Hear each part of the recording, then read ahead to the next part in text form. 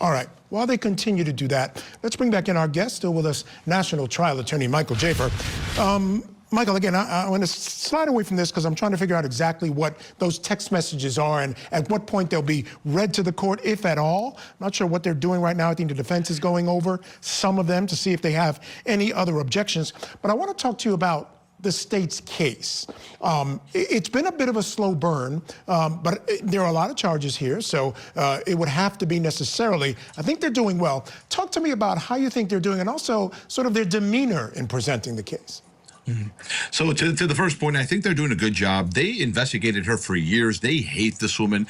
They spent years putting this thing together. Every lawyer knows that the most difficult part of any case is the financial part and putting it all together. The majority of attorneys don't really have the training to do it. They have to rely on experts, and when you get into the state, it's even more complicated. So I think they're doing a great job. They really hate this woman, but they're laying the foundation in a matter of days in this trial that they needed to lay for themselves for years. And I could assume that Kouri Richins' family was behind it in the beginning of it until they got the state to say, you know what, there's there. And so now you're seeing it slowly in trial. They're taking they have to take their time because they know that the jury is comprised of professionals, plumbers, moms, dads, everything. So they're doing there. In terms of their demeanor, I wish they would have had a better mouthpiece than, an oil slicked, hair slicked, sharp attorney. Those are never the right of people to explain very, very, very esoteric concepts to juries.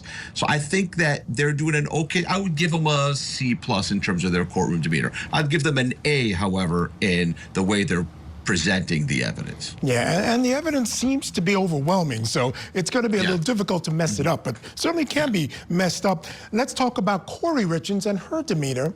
Unlike a lot of defendants we see here on court TV, she's been very demonstrative. I mean, you can kind of see some of the things that she's feeling as she's sitting there.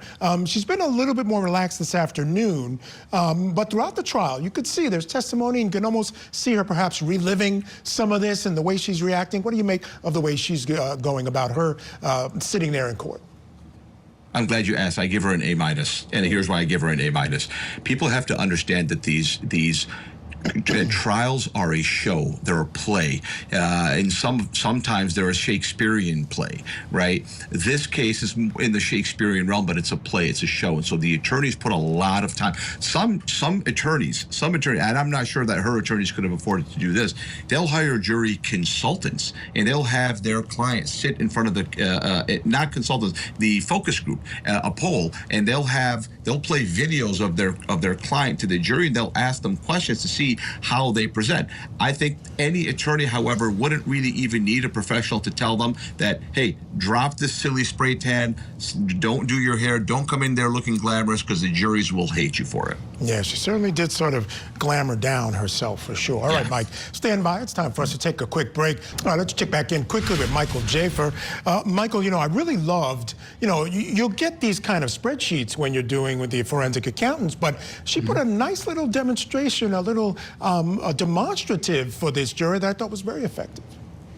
Yeah, absolutely. Because again, these are very, very esoteric conversations and things to understand. And again, your Joe jury, the Joe plumber, the pediatrician, like these people are not gonna. You can't assume that they're gonna understand it, especially when it's your entire case. It's your full case. Like, this wasn't like in the O.J. Simpson case, right, where that didn't matter. There's lots of cases where this does not matter, but it matters in this case. It's actually foundational in everything to the reason the state hates Kouri Richins in this case. So I agree. I think it's very important to kind of water it down for the jury so they can understand.